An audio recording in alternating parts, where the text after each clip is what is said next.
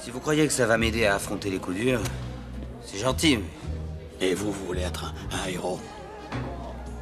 Vous voulez être un champion, mais les gens ne veulent pas de champion.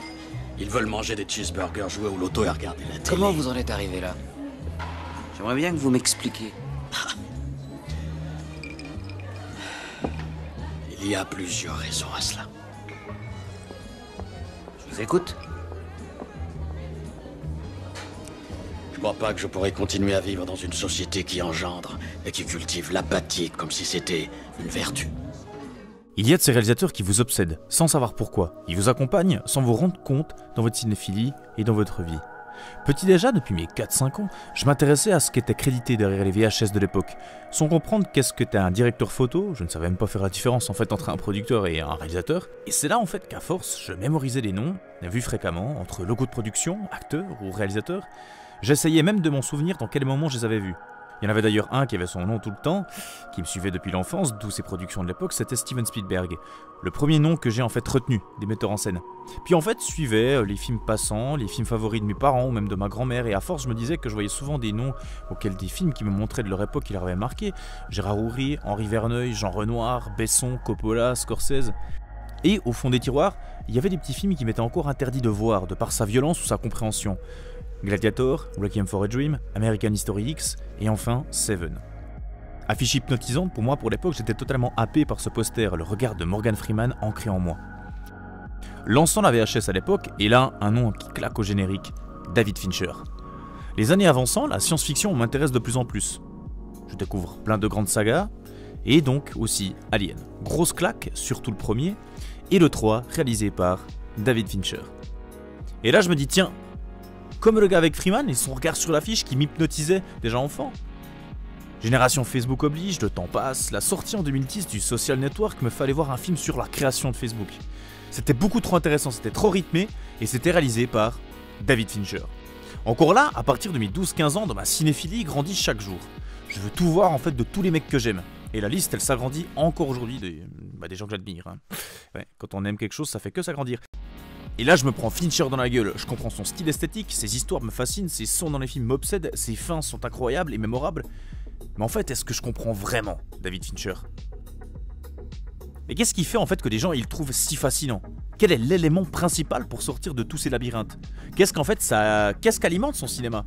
Avant de rentrer dans les détails, c'est déjà un amoureux de cinéma. Pur. Quitte à s'y rendre hommage dans pas mal de films, c'en est totalement logique qu'à un moment ou à un autre, Fincher allait faire son Ed Wood.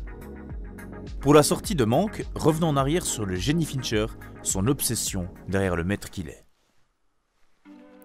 David Fincher naît le 28 août 62 à Denver, dans le Colorado, d'une mère infirmière psychiatre qui travaille dans des programmes de désintoxication, d'un père journaliste et chef de service pour le magazine Life. À l'âge de 2 ans, ses parents décident de déménager. Ils s'envolent pour Anselmo en Californie, et d'ailleurs son voisin sera George Lucas. T'imagines la probabilité du truc quand même? À cette époque-là, sa curiosité grandit beaucoup, de par son père journaliste. Inspiré par le western Butch Cassidy et le Kid, Fincher commence à faire des films avec une caméra 8 mm dès l'âge de 8 ans. Faisant de plus en plus de courts-métrages dans son enfance, et inscrit donc jeune adulte dans une université, il en sort diplômé et débute comme technicien à tout faire sur les films de John Cordy. Il devient par la suite technicien des effets spéciaux pour le film d'animation Twice Upon a Time, sorti en 83. Et la même année, il est engagé par la société d'effets spéciaux Industrial Light and Magic, où il travaille sur des films avec George Lucas, comme par hasard, sur celui-là de Star Wars 6, Le Retour du Jedi, L'Histoire sans fin, Le Secret de la Pyramide et Indiana Jones et le Temple maudit, produit par George Lucas. L'année suivante, il quitte ILM et tourne une publicité préventive destinée à avertir les femmes enceintes des dangers du tabac pendant leur grossesse. Diffusée à la télévision pour l'American Cancer Society, cette publicité choc qui montre un fœtus en train de fumer attire l'attention des producteurs d'Hollywood. Et donc au milieu des années 80, Fincher il quitte son travail chez ILM et avec 2 amis, les producteurs, il fonde cette société de production spécialisée dans les vidéoclips et la publicité, Propaganda Film. Production où d'ailleurs il pourra continuer sa progression en tournant des pubs pour les plus grandes marques et surtout les nombreux vidéoclips pour divers chanteurs et groupes de musique, notamment Madonna, les Stones, George Michael, Justin Timberlake, Aerosmith et Michael fucking Jackson. Propaganda Film, ils sont forts hein. Le nom de celle-ci sonne comme une vanne cynique sur son activité principale, Propaganda Film. S'il est très possible que les comparses s'amusent à l'idée de reprendre le titre du livre d'Edouard Bernays, neveu de Freud et pionnier des relations publiques, ce nom en fait il annonce un thème qui infusera toute l'œuvre de David Fincher. Les rapports entre les outils de communication et la diffusion des informations au sein de la société.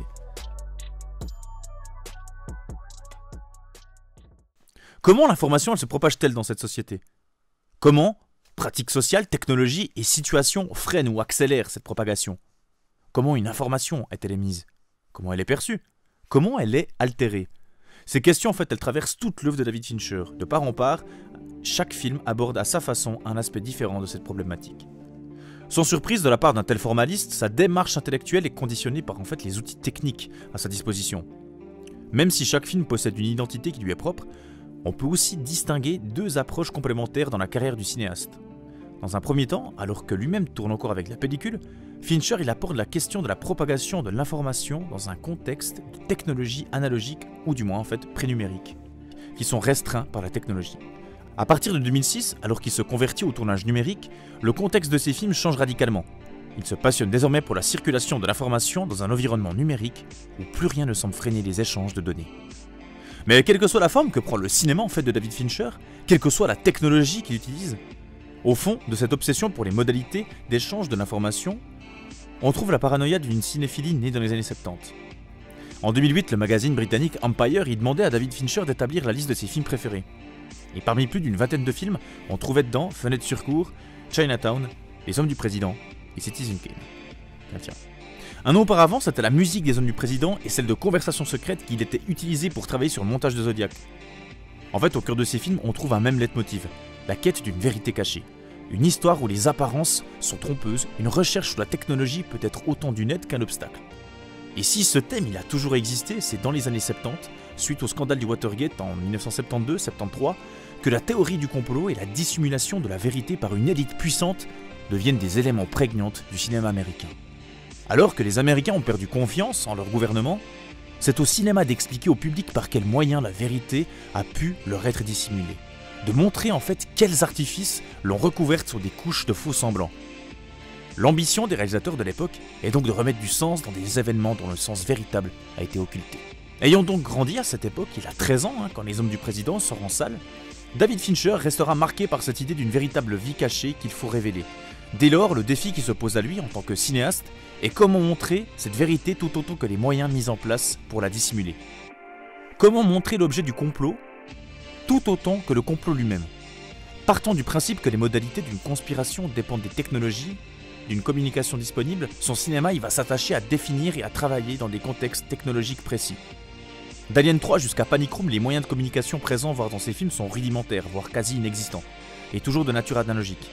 Que ce soit la caméra dans Panic Room, les indices laissés par John Doe dans Seven, les enveloppes sur lesquelles Tyler Durden écrit ses ordres au monde du Fight Club puis du Projet Chaos se distinguent des moyens de communication numérique par leur matérialité. Ils se prêtent peu à la reproduction et au trucage. Si les capacités à transporter des informations en fait elle est limitée, celles-ci elles sont néanmoins fiables.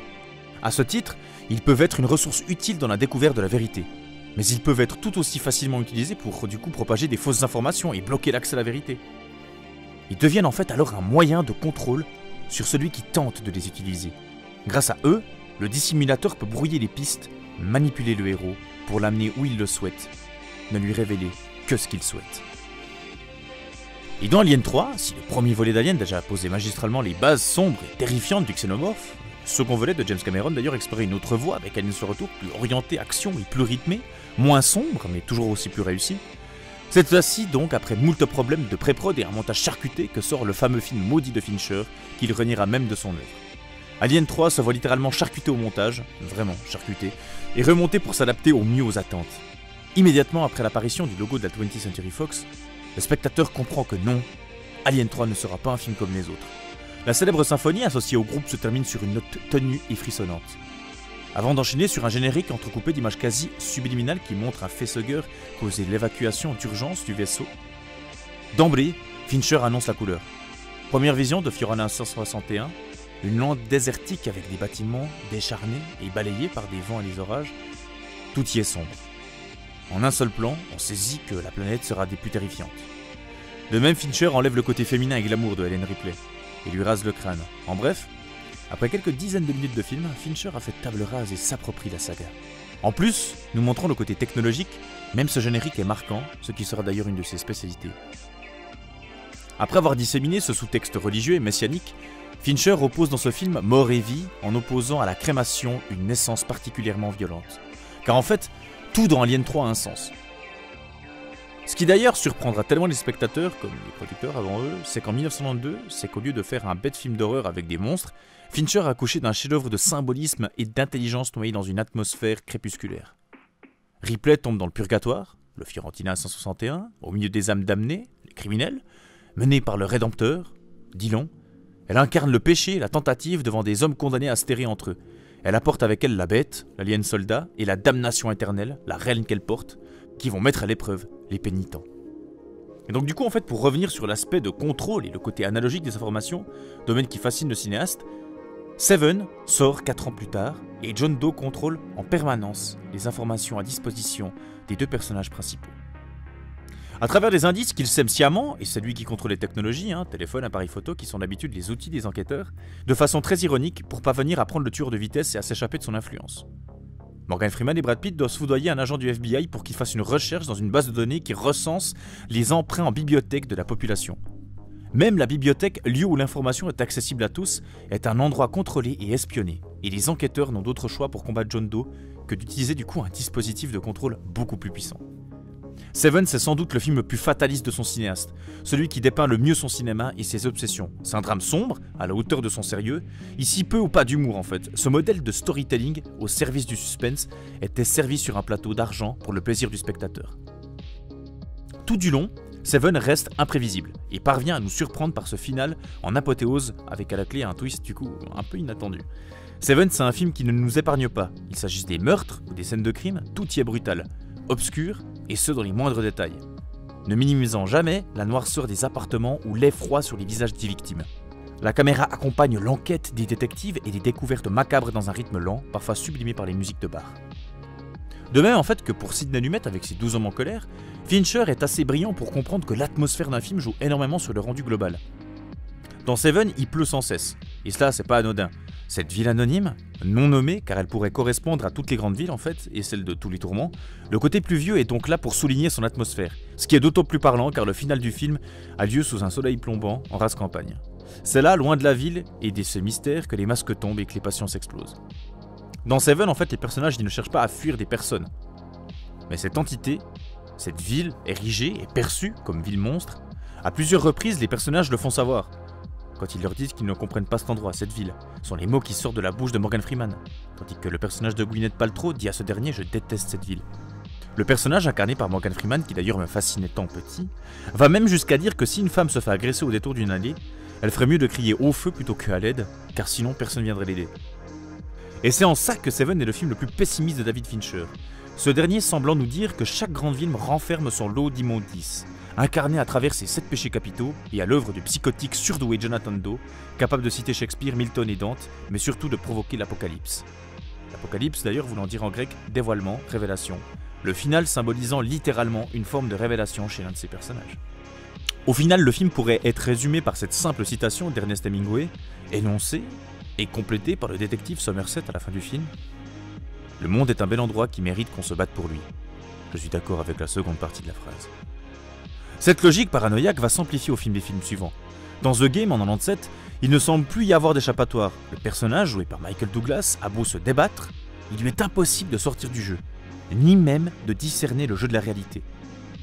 Chaque tentative resserre l'emprise de CRS et le mène vers la conclusion choisie par ceux qui le manipulent. Les outils technologiques, comme l'ordinateur, le téléphone ou même les images de son père en 8 mm, sont retournés contre lui. D'abord pour concevoir les épreuves qui le pousseront au suicide, et ensuite pour surveiller ses actions et réagir en conséquence. Ainsi, le traumatisme en fait du personnage, révélé par le visionnage compulsif des films de son père, mort suicidé en se jetant du toit de sa demeure, est déterminant dans le choix de l'amener sur le toit d'un immeuble, moyen le plus simple pour provoquer une tentative de suicide. Toutes les situations dans lesquelles il se trouve, toutes les personnes qu'il rencontre sont déterminées par les concepteurs du jeu. Tout devient possible pour qu'on prenne la vie comme un jeu. Nos poches sont remplies de nombreuses clés dont on ne sait que faire. Questionnez donc le pourquoi. La pub nous fait courir après des voitures et des fringues. On fait des boulots qu'on déteste pour se payer des merdes qui nous servent à rien. On est les enfants oubliés de l'histoire, mes amis. On n'a pas de but ni de vraie place. On n'a pas de grande guerre, pas de grande dépression. Notre grande guerre est spirituelle. Notre grande dépression, c'est nos vies. Et donc avec Fight Club, la paranoïa atteint son paroxysme. Le manipulateur n'est plus un individu ou une organisation extérieure en héros, il est désormais complètement intériorisé. De prime abord, la trame du film semble classique. Le narrateur, aliéné par la société de consommation, va se libérer sous l'impulsion de Tyler Durden. Petit à petit, d'autres personnes vont se reconnaître dans la rhétorique salvatrice de Durden et dans son projet de reversement des valeurs. En fait, selon lui, pour se libérer de la société de consommation et de la combattre, il faut vivre à l'encontre des principes qui la fondent. Chercher la souffrance plutôt que le confort, le dénouement plutôt que l'opulence, la collectivité plutôt que l'individualisme, vouloir toucher le fond plutôt que d'essayer de s'élever. La première partie du film laisse espérer au narrateur autant qu'au spectateur que les préceptes en fait de Brad Pitt mènent effectivement vers une sorte de salut, qu'ils sont un moyen de combattre les influences extérieures visant à aliéner les individus. Et ce, même si ces influences sont intériorisées, comme le montre la fameuse séquence où le narrateur fantasme sur du mobilier Ikea. Et enfin, dans cette seconde partie, lorsque le narrateur prend conscience de la véritable nature de Durden, le Project Chaos se révélera pour ce qu'il est, une autre forme d'aliénation, une autre forme de domination cachée. Et en fait, tout comme Tyler Durden manipule le narrateur tout en faisant partie de lui, le Project Chaos se compose essentiellement d'individus issus des classes sociales inférieures et entend donc manipuler la société dont ils font partie. Et donc, non seulement le Fight Club fait la démonstration de son rejet des ordinateurs en faisant exploser un magasin Apple, mais il est suggéré que Durden supervise uniquement les différents Fight Club en se rendant sur place. Le téléphone, c'est le courrier, étant des outils technologiques au service de la société de consommation. Il s'en méfie et préfère s'en passer. Avec sa fin douce amère, le narrateur qui parvient donc à se libérer de l'emprise de Durden, mais le projet de celui-ci s'accomplit néanmoins. Fight Club est le film le plus ambigu et le plus accompli de la première partie de la carrière de Fincher. Dans son fond, comme dans sa forme, il témoigne de la fascination du cinéaste pour les relations entre du coup l'individu et la société, et en partie en fait sur la façon dont la technologie conditionne ce rapport. À cause de cela, Fight Club peut être légitimement considéré comme la conclusion de la première partie de David Fincher. Et même si le dernier film qui tournera en numérique, Panic Room, sorti en 2002, tourné en 35 mm, reprend certains questionnements sur la technologie en tant que médium, le système vidéo et audio de la Panic Room, conditionnant du coup les rapports en fait asymétriques entre le personnage de Jodie Foster et les cambrioleurs. Elle peut les voir, mais pas les entendre. Elle peut leur parler, mais ils ne peuvent pas la voir. On peut même voir dans Panic Room en fait une sorte de métaphore de la fabrication d'un film. C'est vrai, hein? Le personnage de Jodie Foster tenant lieu de réalisateur, qui essaie de diriger du coup ses acteurs, de les amener en fait à faire ce qu'elle veut, tout en ayant une vision incomplète de leur action. Mais tout cela, ça a déjà été évoqué dans Fight Club, puisque cette mise en abîme y surgissait au détour de l'image subliminale en fait de la fin. Et même si Panic Room, il est loin d'être dénué d'intérêt, hein, c'est un super bon film, notamment en termes de mise en scène, c'est bien Fight Club qui condense le mieux le rapport ambigu que Fincher entretient donc avec la technologie. En fait, sans doute faut-il voir dans ce rapport ambigu que Fincher entretient avec un reflet des conditions et en fait des moyens dont il dispose pour faire des films. Pour un visionnaire comme Fincher, avide d'expérimentation visuelle, l'image analogique est un outil ingrat, difficile à manipuler et à retoucher. Et en fait, à la sortie de Panic Room en 2002, il ne tournera pas de film pendant 5 ans. 5 années au cours duquel il réalisera en revanche plusieurs publicités qui lui permettront d'apprivoiser une nouvelle technologie qui changera radicalement son cinéma, le tournage en numérique. Depuis son début de carrière, on sait David Fincher amateur de trucage, de nouveautés technologiques et d'images en fait composites. On imagine assez bien à quel point les contraintes du tournage en pellicule devraient être frustrantes pour lui. Le passage à la technologie numérique va ainsi complètement changer sa façon de tourner et par conséquence ce rapport avec la technologie. C'est alors qu'en 2007 sort Zodiac. Peut-être son plus grand film depuis 15 ans, ce 6e film de Fincher est avant tout un film sur la technologie numérique. Il reprend en fait les codes narratifs et visuels des films de complot des années 70, donc notamment comme dit plus tôt Les Hommes du Président, auxquels les scènes dans les bureaux du San Francisco Chronicle font ouvertement référence. Cependant, il s'en écarte en pointant à de nombreuses reprises une absence. En insistant sur le fait que l'enquête visant à retrouver le tueur du Zodiac est entravée par l'absence de moyens de communication entre du coup les différents services de police, en montrant Jake Gyllenhaal luttant pour mettre de l'ordre dans une montagne d'informations, en rappelant que le second message, chiffré du tueur, n'a jamais été décodé.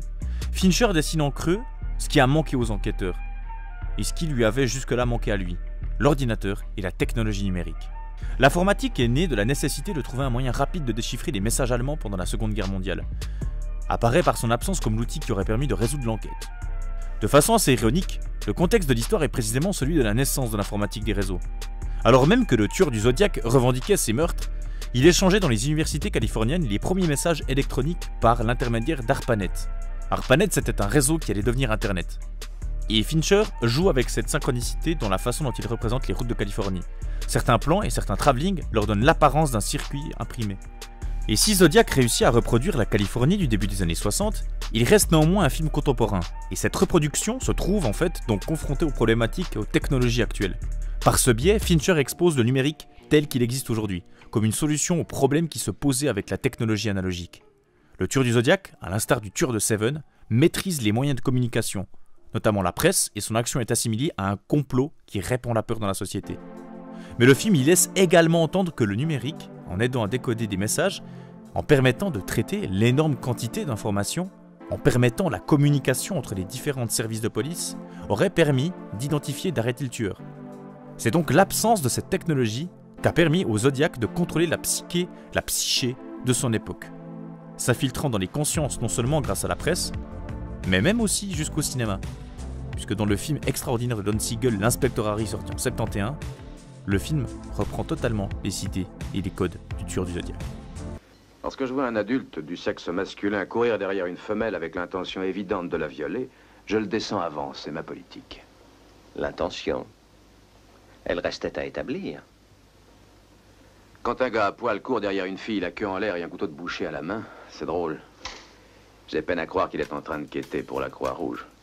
Fincher rappelle cette victoire du Zodiac dans son propre film, montre à quel point il juge le cinéma analogique du coup, incapable de voir et de montrer au-delà des images produites par le complot.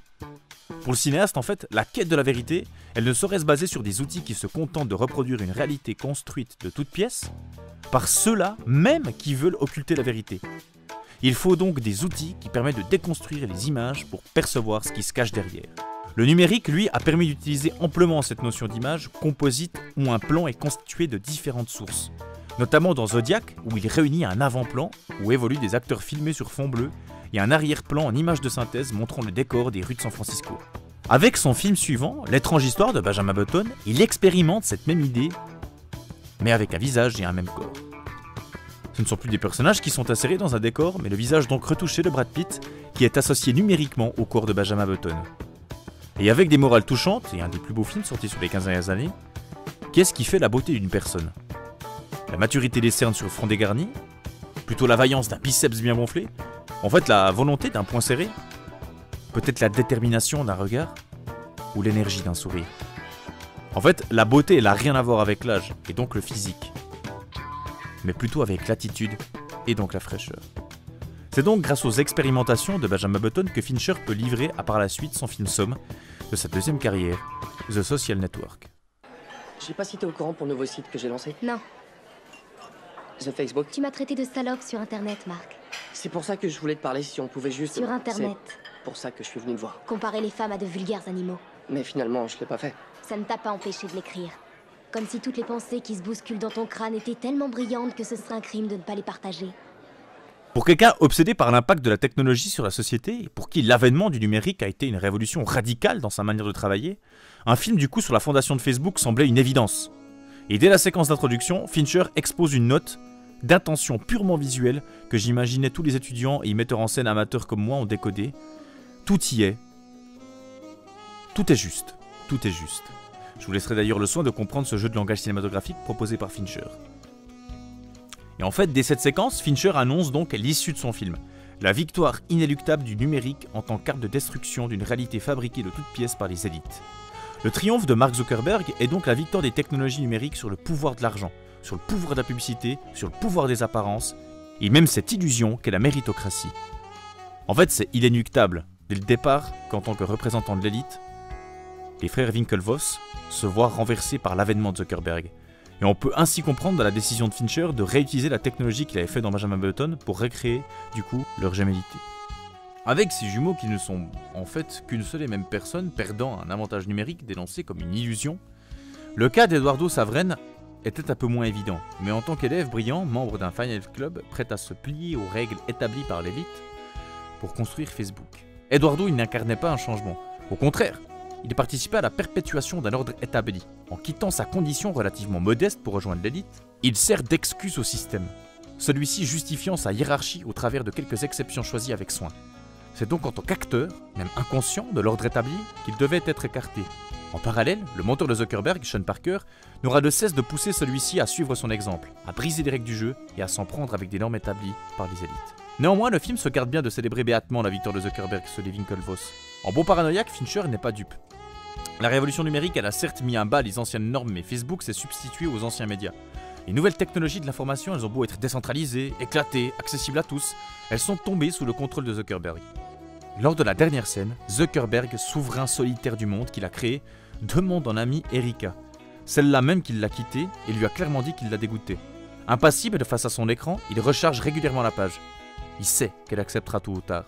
Ce nouveau monde est le sien, et il sait aussi qu'elle se pliera à ses règles.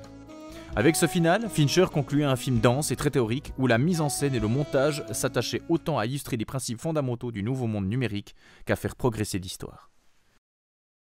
Et donc c'est avec une suite logique, un peu j'ai envie de dire, qu'il va donc reprendre au cinéma Millennium, les hommes qui n'aimaient pas les femmes, adaptation du premier volet de la saga Millennium, qui reprend donc plusieurs éléments de ses films précédents, notamment sur les rapports entre les technologies analogiques et les technologies numériques, et leur approche très respective pour traiter les données d'une énigme. Le film rassemble aussi un mystère datant de la fin des années 60, la temporalité à rebours de Benjamin Button et des changements induits par le numérique de The Social Network. Après un générique dantesque, l'un des meilleurs vus en salle dans ma vie, et graphiquement incroyable, un clip étrange où des corps recouverts d'encre noire se mélangent à des câbles de connexion, sur la reprise d'Immigrant Song de Led Zeppelin, ce somptueux générique donne aussi le ton du récit à venir, sulfureux, sombre, voire même dérangeant. Le film n'a même pas véritablement commencé qu'on est déjà scotché. Et comme dans Seven, et encore plus dans Zodiac, Millennium s'intéresse davantage à l'obsession des personnages qu'à l'enquête en elle-même, à tel point que sa résolution se révèle presque expédiée. Ce qui importe ici, c'est pourquoi les personnages se retrouvent impliqués dans cette affaire. Pourquoi ils choisissent d'y intéresser. Et si le film semble en apparence être l'un des moins personnels de l'auteur, on s'en rend pourtant compte qu'il est traversé de plusieurs de ses thématiques. Michael rappelle ainsi que Robert, le dessinateur de presse de Zodiac, même obstination, même goût de la vérité, ainsi que pour Lisbeth, personnage ambigu, absolument fascinant, et l'enquête agit comme une sorte de catharsis. C'est peut-être je trouve, le plus beau personnage féminin de toute la filmographie du réalisateur américain. Qui d'ailleurs pour moi est un réalisateur féministe. Il s'inscrit en tout cas dans la droite lignée de ses héroïnes, des femmes fortes, déterminées, masquant une fragilité évidente. Et comme le dit Dominique Legrand dans son livre David Fincher, explorateur de nos angoisses, la femme est l'objet d'un combat, elle doit le mener jusqu'au bout pour survivre, mais surtout, elle est seule dans sa lutte. Magnétique et repoussante, Lisbeth reste un personnage insaisissable, solitaire, qui finit par se livrer un peu aux côtés de Michael. Mais au lieu d'entremêler ces différentes composantes pour livrer une nouvelle réflexion sur la modernité, Fincher il se contente de les intégrer à une trame ludique mais très conventionnelle. Au vu du résultat, il est flagrant que le réalisateur était sans aucun doute le meilleur choix pour adapter une histoire regroupant des thématiques qui lui sont chères et pour retranscrire l'ambiance glaciale des romans. Néanmoins, il est dommage que, retenu par les impératifs liés à l'adaptation d'une saga tellement populaire, il n'ait pas pu prendre plus de liberté pour apporter un regard personnel sur l'histoire. À cause de cela, Millennium, ça apparaît un peu, je trouve, comme la version divertissante, mais un peu superficielle de The Social Network. Après la sortie de Millennium, Fincher avait le projet de tourner une adaptation de 20 000 lieues sous les mers en performance capture. Bordel, j'aurais adoré voir ça, je suis tellement fan du film de 54. Voyez ce film, d'ailleurs R.I.P. Kirk Douglas. Mais suite au résultat décevant au box-office de John Carter et de The Lone Ranger, jugé insuffisant par Disney, le projet a été définitivement abandonné. C'est dommage, tant il aurait été intéressant de voir ce que Fincher aurait fait avec une histoire et une méthode de tournage qui tranche radicalement avec ses expériences précédentes. Après avoir réalisé les 2 premiers épisodes de la série télévisée House of Cards, qui lui a d'ailleurs donné pour la première fois l'occasion de montrer les manipulations puissantes au travers du regard de l'un d'entre eux. D'ailleurs quelle série quand même. 90 secondes, c'est le temps que la série met pour rentrer dans la tête des spectateurs. Dans un hors-champ parfaitement maîtrisé, Frank Underwood sort à l'extérieur, étrangle un chien et vient briser le 4e mur. Tout son flegme est présent sur cette scène et dégomme toute la pensée politique et son image publique. Encore une fois, le grand brio d'entremêler ce qu'on voit à ce qu'on sait. David Fincher et sa passion pour l'info. I'm awfully sorry. Look, Steve's gonna file a report on the car and he'll put his people on it. We'll track them down. House of Cards, c'est un monstre hybride, mêlant à la fois théâtre, cinéma et série télé. L'intrigue même de la série a presque tous les bons ingrédients pour faire une tragédie shakespearienne actuelle. Décidant de laisser les clés par la suite à Beaumillion, il décide de travailler sur l'adaptation de livre de Gillian Flynn, Gone Girl. Si cette histoire de femme disparue, de secrets de couple et de mari suspecté fait écho à des éléments présents dans les films précédents de David Fincher, il n'est pas surprenant que le film soit aussi traversé par les thèmes chers au réalisateur. Trouvant des allusions à Alice au Pays des Merveilles, le nuage solitaire qui est représenté rappelle la forme d'un lapin, on s'ennuie, on s'endort, on meurt. Parfois, il est nécessaire de disparaître pour se sentir exister à nouveau.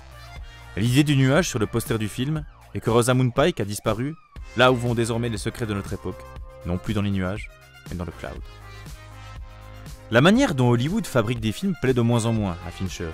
C'est pourquoi il se tourne vers la fameuse plateforme Netflix pour avoir un contrôle plus global sur la production et le scénario d'un projet. Il reprend des codes de Zodiac, le sauce dans un shaker, sur plusieurs épisodes, et s'intéresse à tous les grands serial killers de son enfance. Et de là, Mindhunter est né. Mindhunter repose ainsi sur un curieux paradoxe. La série développe une fascination pour la psychologie comportementaliste, tout en prenant soin d'en montrer les limites. Le spectateur il est ainsi invité à captiver pour le travail d'enquête de deux agents qui va lentement s'effriter. Mindhunter, il renverse le système de croyance et de son personnage principal pour le transformer en une sorte d'Icare de l'âge de la psychologie.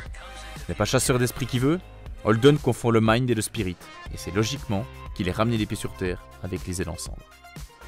Alors après, silence radio depuis 2014 concernant les longs métrages pour Fincher.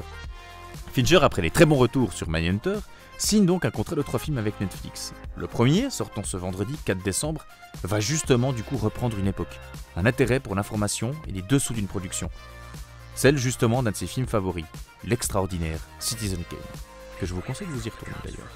Manque donc avec l'oscarisé Gary Oldman, entre autres, où Gary Oldman va cette fois jouer l'impitoyable Herman Mankiewicz, scénariste entre autres du Magicien d'Oz. David Fincher est au thriller ce que Steven Spielberg est au divertissement, le maître du genre de son époque. On peut donc s'attendre à un film beaucoup plus personnel et complexe. Son Ed Wood en quelque sorte. Une nouvelle étape dans la carrière d'un réalisateur dont la capacité à filmer les illusions du contemporain n'a pas fini de nous fasciner.